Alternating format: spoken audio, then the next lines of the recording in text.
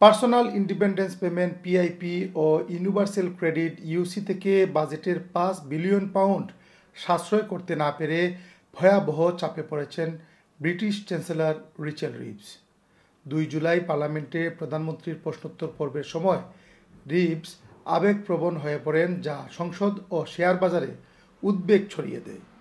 10 বছরের গিল্ড বন্ডে বড় ধরনের দরপতন হয় এবং পাউন্ড ডলারের বিপরীতে প্রায় 1% অবমূল্যায়নের আশঙ্কা তৈরি হয়। তবে কিয়ার স্টারমার পরে স্পষ্টভাবে জানান তিনি রিভসের প্রতি পুরো সমর্থন বজায় রাখছেন। এখানে উল্লেখ্য যে হাউস অফ কমন্সে 75 ভোটের ব্যবধানে বাজেট পাশ হলেও সরকারের মূল লক্ষ্য অর্জন হয়নি, যার ফলে নতুন বাজেটে ঘাটতি তৈরি হয়েছে। একসময় যার মুখে ছিল অবিচল আত্মবিশ্বাসের হাসি, যিনি নিজেকে বলতেন ব্রিটেনের প্রথম নারী চ্যান্সেলর হিসেবে ইতিহাস গড়ার দায়িত্বপ্রাপ্ত, সেই রিচেল রিভস সংসদের মেঝেতে প্রায় অশ্রুসিক্ত। বাজেট ঘাটতি ও নীতির ইউটার্নে তার ধীর চেহারা যেন ধীরে ধীরে ভেঙে পড়েছে। কিয়ার স্টারমার সরকারের প্রথম বাজেট ঘোষণার আগে যে সাহস ও স্থিরতা রিভস দেখিয়েছিলেন, সেই মনোবল এবার প্রশ্নবিদ্ধ।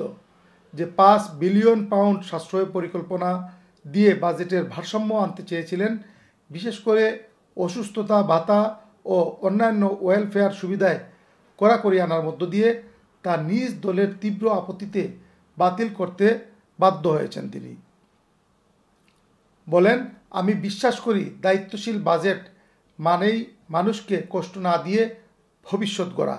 সংসদে দাঁড়িয়ে চোখের জল থামাতে পারছিলেন না রিভস। লেবার দলের মধ্য থেকেও আওয়াজ উঠেছে, রিচেল রিভস হয়তো বাস্তবতায় চ্যান্সেলর, কিন্তু হৃদয়ের নয়।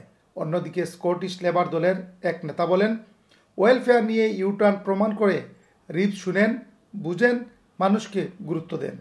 তবে বাস্তবতা হলো অটম বাজেট ঘনিয়ে আসছে, অথচ রিভসকে ঘিরে প্রশ্ন বাড়ছে। তিনি আদৌ এই বাজেট ঘোষণা করতে পারবেন কিনা। তবে প্রধানমন্ত্রী তার পাশে আছেন বললেও সংসদের ভেতরের দৃশ্য বলছে ভিন্ন কথা। গত বছরের সেপ্টেম্বরে পার্টি কনফারেন্সে সোনালি স্যুট পরে সাংবাদিকদের সামনে যেভাবে বাজেটের রূপরেখা দিয়েছিলেন, তখন তিনি বলেছিলেন, আমি শুধু চ্যান্সেলরই নই, আমি জনগণের ভবিষ্যতের চাবিকাঠি। আজ সেই কণ্ঠ কাঁপছে, চোখ ভেজা। স্টারমারের মসনদ যেন নড়বড়ে হয়ে গেছে। রিভসের এ দশাই তার প্রমাণ। এদিকে টরি পার্টির নেতা কেমি বেডনচ এবং রুপার্ট জেন্ড্রিক রিভসকে পদত্যাগের জন্য চাপ দিয়েছেন। লিবডেম সহ অন্য বিরোধীরাও এটিকে রাজনৈতিক আতঙ্ক এবং লেনদেনপূর্ণ ভুল হিসেবে অভিহিত করেছেন। বাজেট নিয়ে সৃষ্ট অনিশ্চয়তা কিভাবে কাটাবেন স্টারমার, সেটি এখন দেখার বিষয়।